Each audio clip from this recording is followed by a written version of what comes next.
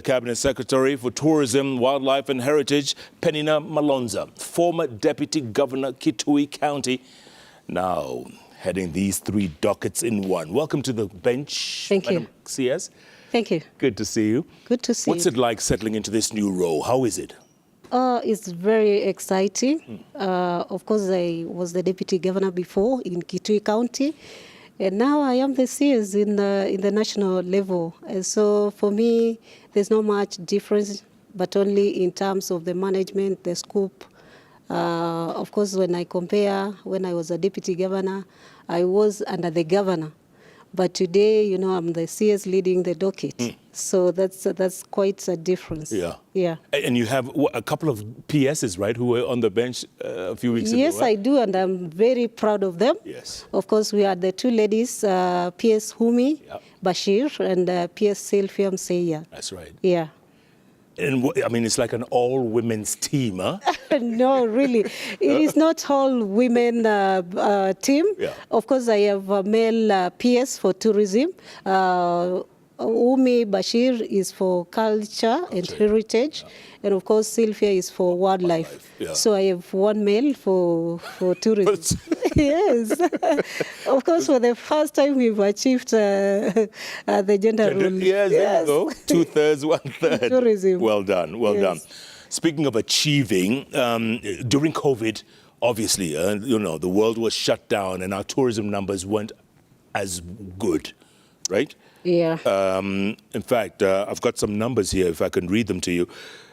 Jimmy Kariuki, my good friend, former chairman KTB, he sent me some numbers. Just pre-COVID, 2019, there were 2 million arrivals.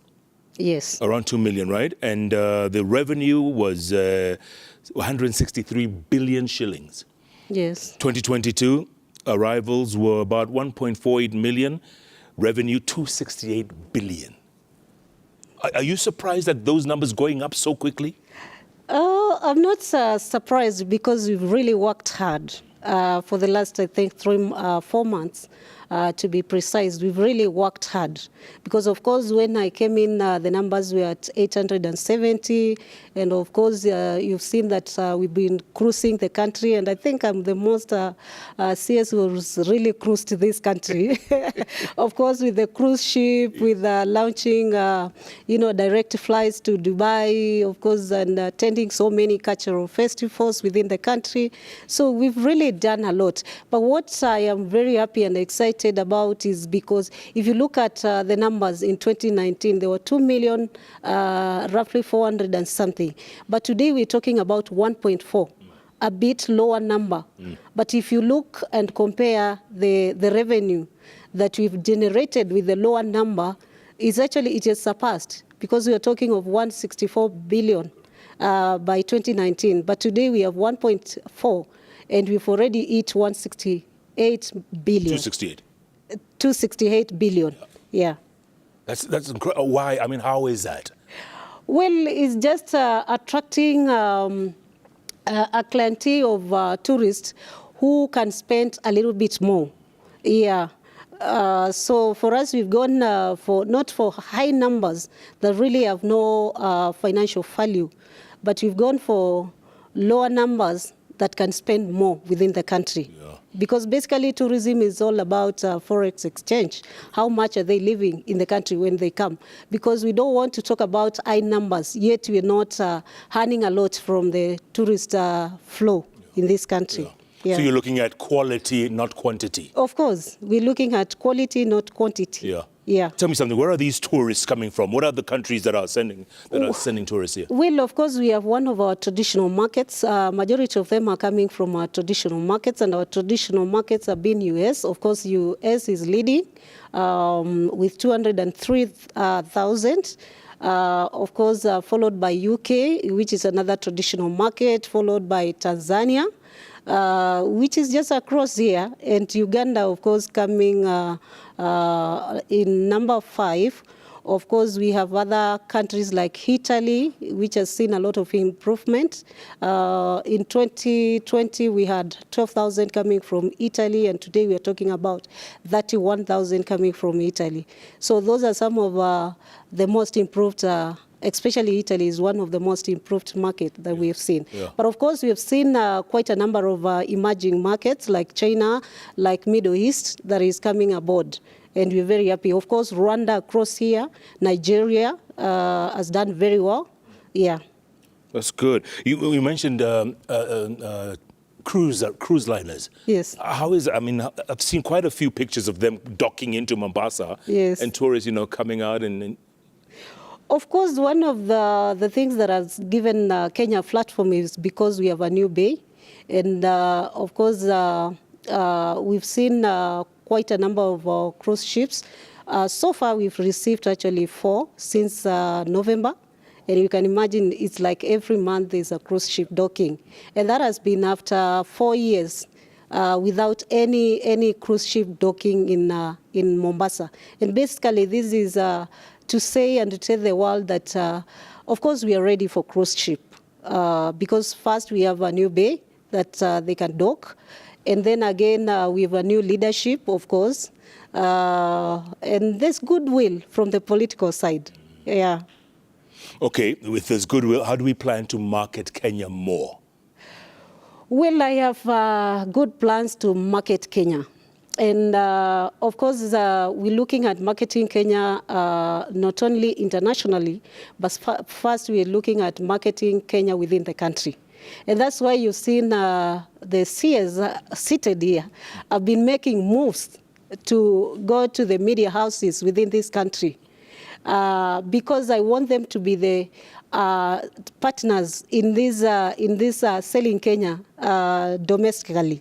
But we are also reaching out to our regional markets within Africa and basically looking at the markets that we think they have a tendency of having a greater population traveling for holidays and even for medication, like we've seen with Tanzania, where they've been coming in large numbers for medication. So we have proper plans to market Kenya, and one of the things that we're going to market is going on digital. Because, of course, we're going online to market Kenya, because everybody and every new tourist is online.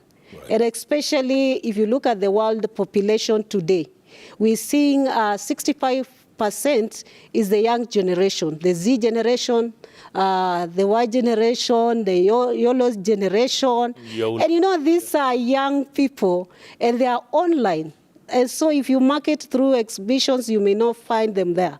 But if you go digital, you'll meet them online, and they can actually, you can reach them easily. Of course, we have KTB, Kenya Tourism Board, is our marketing agency, and they have continued reaching out on our traditional markets through exhibitions, of course, through promotional campaigns, and of course, through partnering with other countries, their agencies that market tourism in their countries. But of course, we have moved again into recruiting ambassadors for tourism in this country. We've realized that it's a young generation because of the 65%, and therefore we're reaching them through the young ambassadors. They miss tourism, they miss world, they miss social, whoever is out there whom we can call an influencer. We're also going a notch higher to reach into our influencers, our heroes in the country. Like, of course, you've seen Heli is one of our influencers. And of course, we are going to reach out. I've been trying to reach out to Lupita also. And I think we are at some engagement. And I believe that soon she'll come on board to market Kenya. How come you haven't called me? Of course, here I am with you. And before Madam, yes. I check out, I have already organized. We've reached an agreement today. I'm kidding. Yeah. You're talking about domestic destinations. Yes. Where do Kenyans like to go most in Kenya? Of course, to the beach. Majority of them, and you know that for sure, during December, if you've been in Nairobi, you've seen the migration towards the coast. And of course, not only the beach and the sand, but also we're seeing quite a number that are visiting our parks. And of course, if you followed the report that I released, majority of the numbers actually visited the coast and also visited our parks. But also we've seen another number, around 870,000 that are visiting our historical sites. And you know, for sure in Mombasa we have the Fort Jesus. Here in Nairobi we have the National Museum of Kenya, which has been visited more than any other museum. But we have also seen Kisumu Museum has been also visited. So we've seen the two museums are also coming up. And we are very happy because historically we've always seen visitations in the historical sites being for Jesus and National Museum of Kenya. Right. But now we are seeing other sites, and especially the sites outside the big cities, like now in Kisumu. And of course, we're going to do the circuits within the counties so that we can develop products within those counties, because there is a lot that has not been discovered in this country. Yeah. The other day I was in Machakos planting trees, and I was amazed to hear there's this small hill that you pour water and water goes up instead of going down. Correct. And for me that was great. Yeah. And I said, where has this been? Nobody has talked about it. Yeah. And so it's within Machakos County, and that's why I'm working with the 47 counties so that we can develop circuits within the counties where a tourist landing in a county like Embu County, they can spend more than 5 days just going through the circuits and touristic sites within that county. Yes. Well, yeah, and you know, speaking of which, and there are other places that people hardly know, like let's say the forest in Kakamega.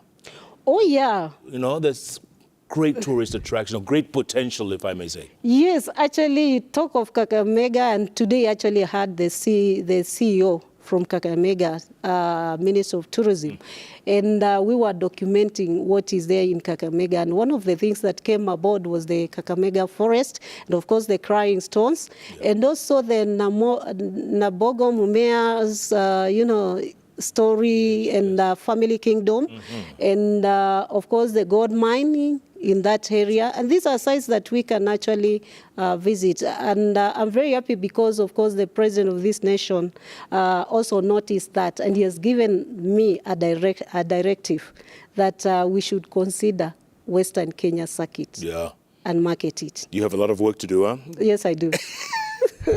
Kazi kwako. Tell me something. The current drought. Yes. And it's been devastating across the country. How has it affected your ministry? Well, it has really affected my ministry, and you saw me in November when I came in. Of course, I released a report on the drought in terms of the impact it has had on wildlife, and we've lost quite a lot of wildlife. Of course, there have been quite a lot of fires, and of course, influx of incursion of cattle in the national parks, and again that brings now competition for the resources. So it is really affected us a lot. And one of the things that we're seeing racing is actually because of drought is the conflict between the human and wildlife.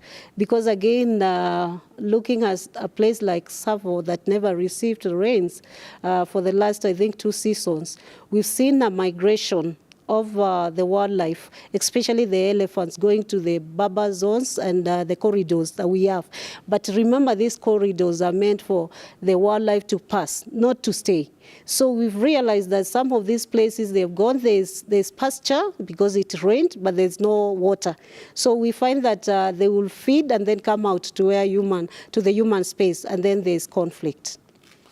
And that, a lot of this human-wildlife conflict is really on the rise now, right? Yes, it's on the rise because, cattle grazers looking for better pastures, and then animals are moving from the parks into.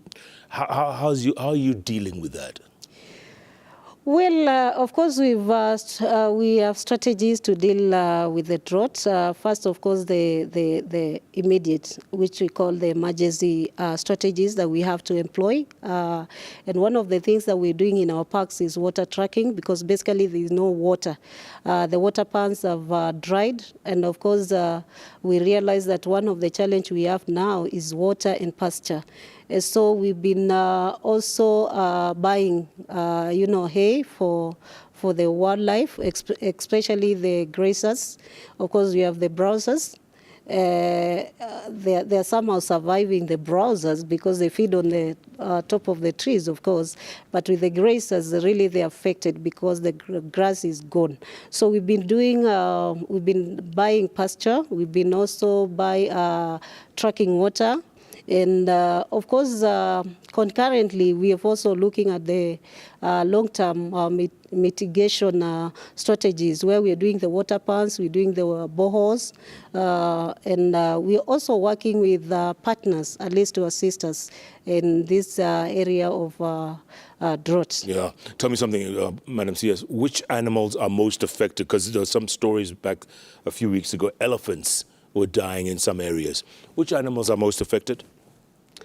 Well, of course, elephants are most affected because of their, they're big and they need a lot of kilograms of pasture, of course, 150 per day.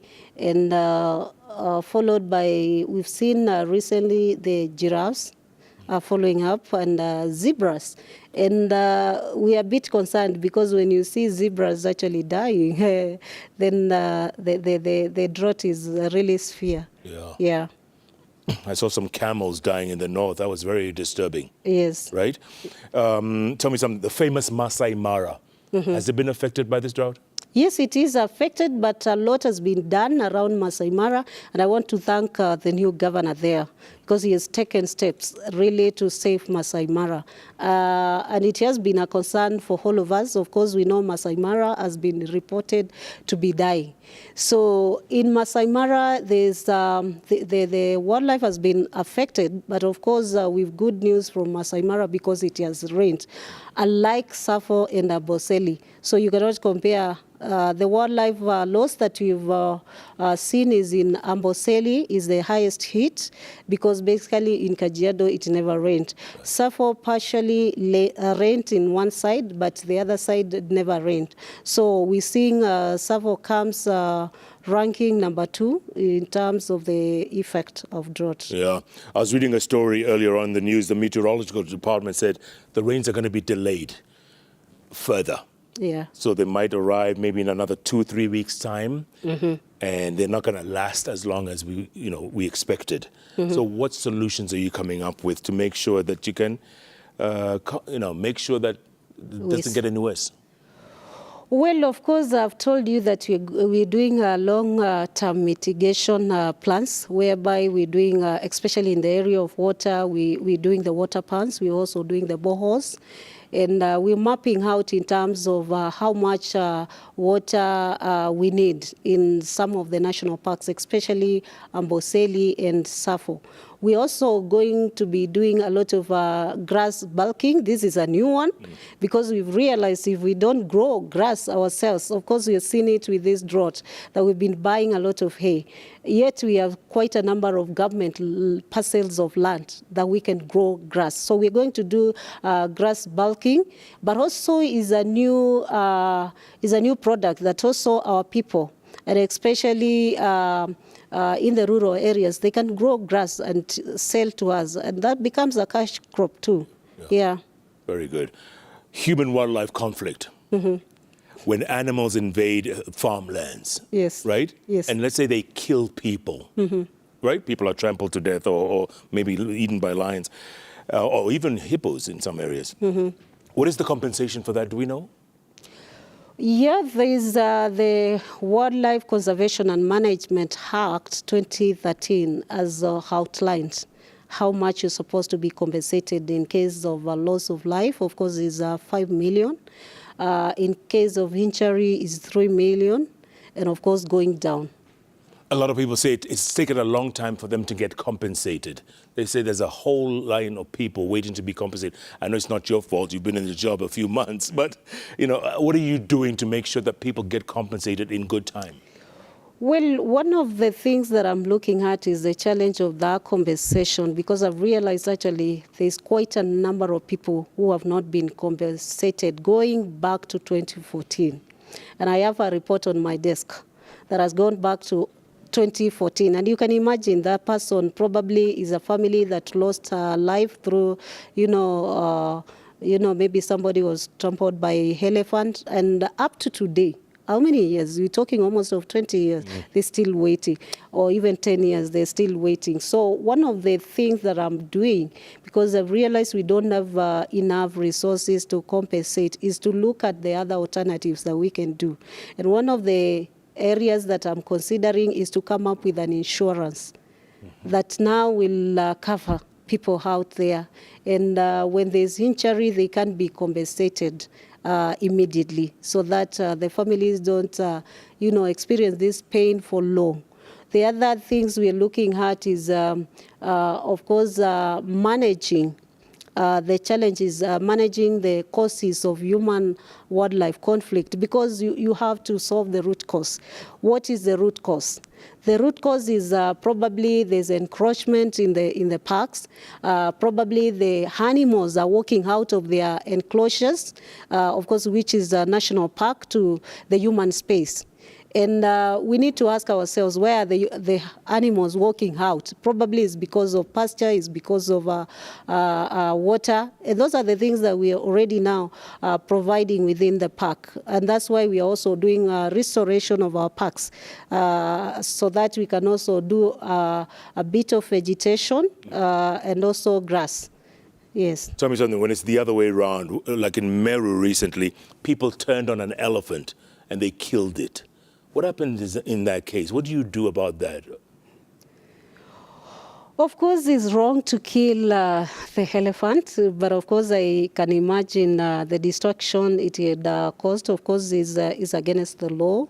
And of course, we'll have to look at where was the elephant killed, of course, within the space, within the animal space or outside the animal space, and then, of course, the regulations will have to take course. Yeah. Yeah. Sometimes KWS or the offices are very far from where an incident takes place, like in some parts of Narok or Kajiado. The offices are very few and far between. And it takes a long time for people to get the word out to, let's say, the wardens or the officials.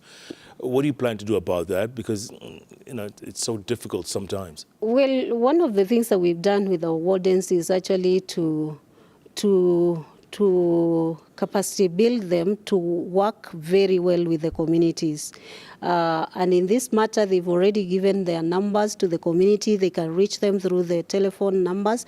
But again, we've had another support system that we had with the communities, the community scouts that we engaged. And I know you'll ask me this question.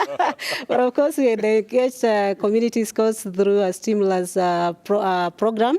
Unfortunately, the contract ended in December in January, actually, 31st this year.